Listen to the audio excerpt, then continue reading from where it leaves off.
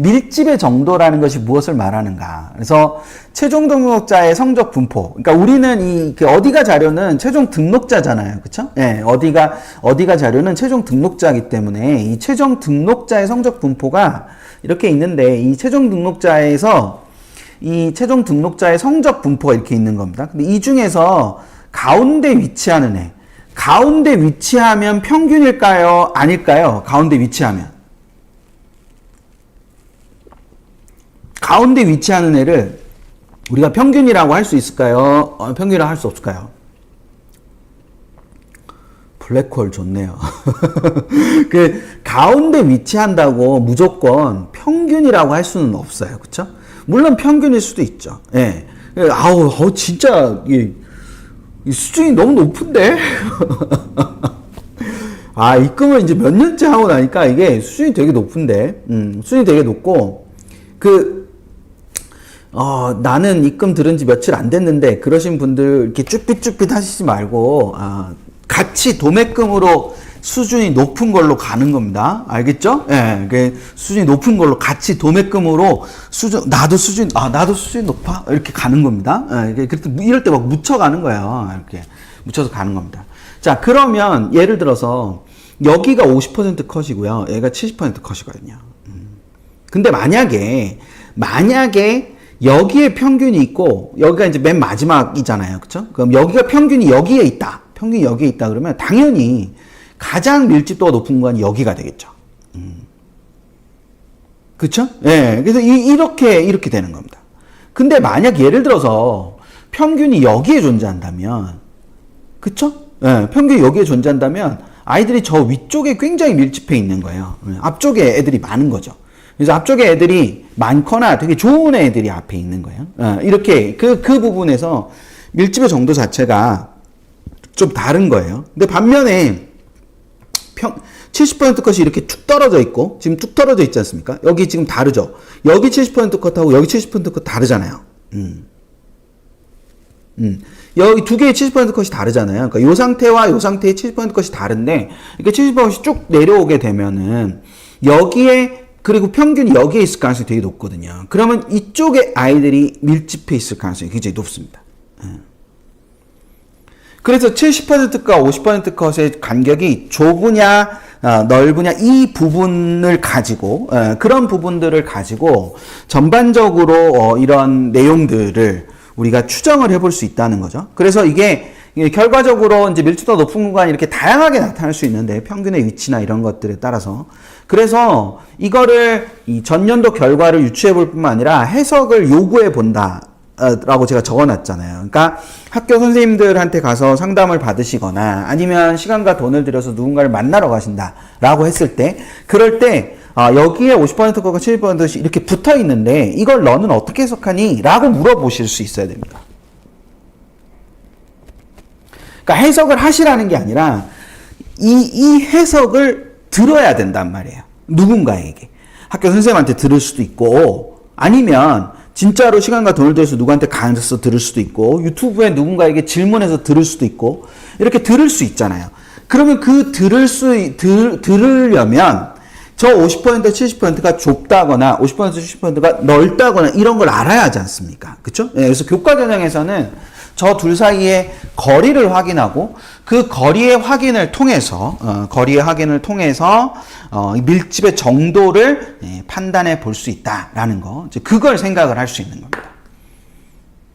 자, 분명히 교과 전형이라고 말씀드렸어요, 제가. 교과 전형. 교과 전형은 그냥 성적으로, 학생부 성적으로 이렇게 축축축축 이렇게 줄을 쓰는 거기 때문에, 물론 이제 정상평가라든지, 교과 정성평가라든지, 학생부 종합평가라든지 이런 것들이 들어가는 학교들이 많이 있지만, 저 부분들에서 이제 여러 가지 생각을 해보면, 이 구조 자체를 생각을 해보면, 저렇게 교과 전형은 될 거다라는 걸 생각을 해볼 필요가 있는 거예요.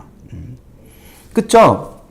개나리님 말씀하신 것처럼 70% 것보다 50%가 유의미하다는 것은 그런 구조를 이제 저렇게 판단하는 것일 수도 있고요. 또 한편으로는 70% 정도 안쪽으로 들어오는 것이 의미가 있고, 이 뒤쪽으로 가면 70% 바깥으로 튀어나가 버리면 이거는 해마다 굉장히 다를 수 있기 때문에 사실은 통계로서의 가치가 조금 떨어진다고 볼 수 있어요. 그래서 50% 70%를 구별하는 이유 자체가 그런 것 때문입니다. 그리고 개나리님께서 말씀하신 그 50% 컷의 안정성이라는 거는 붙어야 되는 경우, 붙어야 되는 경우에 그런 상황을 가져올 수 있다라는 겁니다.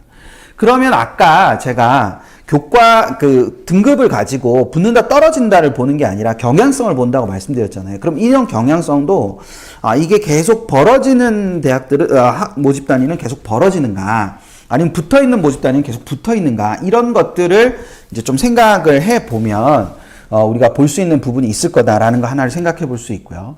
이게 무슨 전형이라고요? 밀집의 정도를 보는 게 무슨 전형?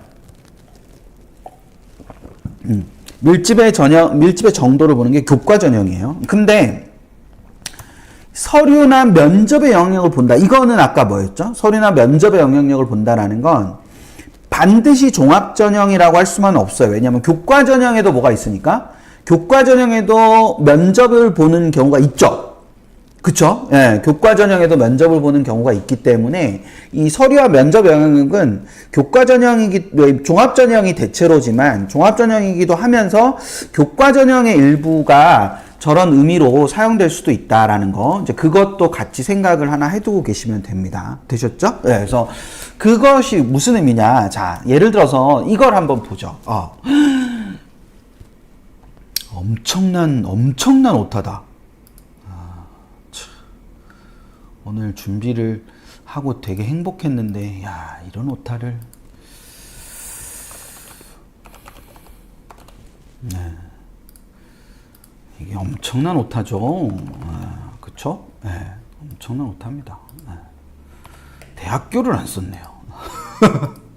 네. 중앙대학교의 일부입니다. 제가 작년에는 하면서 이제 좀 그 원문을 보여드리느라고 원문을 보여드리느라고 이거를 캡처를 자꾸 해서 보여드렸더니 이렇게 되게 이렇게 좀 이렇게 다시 보니까 별로 안 좋더라고요. 그래서 이거를 제가 이렇게 좀 가공을 해서 이렇게 원래는 원본대로 보여드려야 되는데 이렇게 딱 이렇게 capture를 해서 재구성을 하기가 너무 어렵더라고요. 그래서 이렇게 했습니다. 이렇게 했는데 중앙대학교의 융합형 전형과 탐구형 전형이 있죠. 2024학년도 결과입니다. 중앙대학교의 2024학년도의 결과인데 이 2024학년도 결과에 이렇게 9개 학과가 이렇게 있습니다. 이게 뭘까요? 이게 뭐를 이야기하는 걸까요? 자, 근데 이게 지금 뭐 보는 거 우리 얘기하고 있죠? 지금 뭐 하다가 이 서류와 면접의 영향이 나왔습니까? 그쵸? 50%와 70%의 간격을 얘기하면서 이게 나왔잖아요. 그쵸? 예, 그래서 50% 70%의 간격을 얘기하면서 이렇게 나왔으니까, 그래서 저라면 몇몇 이렇게 관심 있는 모집 단위가 있다면요. 예, 관심 있는 모집 단위가 있다면 저라면 이 작업을 해보겠습니다. PT가 바뀐 거를 모르시는 거 아니야? PT가 바뀌었습니다. 예, PT가 바뀌었어요. 그러니까 건축학부에 50% 70% 컷 차이는 0.07이 차이가 나는데 탐구형은 1이 차이가 나요.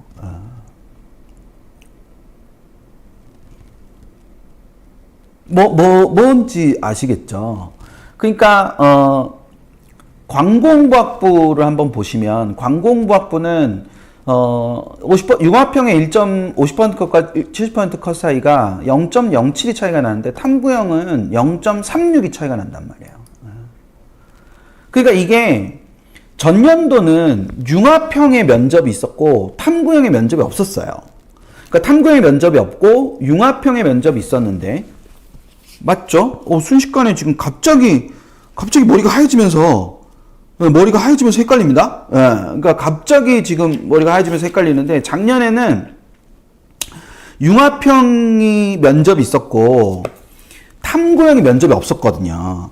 그럼에도 불구하고 융합형이 판단하는 평가 요소하고 그리고 탐구형이 평가하는 평가 요소가 달라요. 다르다 보니까 탐구형은 어떤 이렇게 탐구 역량이나 이런 부분들을 강조하는 데 반해서 융합형은 종합성을 굉장히 강조하다 보니까 기본적으로 자꾸만 뭐에 집중을 하시냐면 얘는 1.8489인데 얘는 3점대, 뭐 얘는 1.9, 2.04대인데 여기는 2.33, 2.43이라서 무조건 탐구형이 내신이 낮다. 여기만 자꾸 집중을 하시는데 그 집중을 하셔야 되는 게 그 부분이 아니라 오히려 이 둘의 격차의 차이를 보면 전형의 특성을 알 수 있다는 거예요.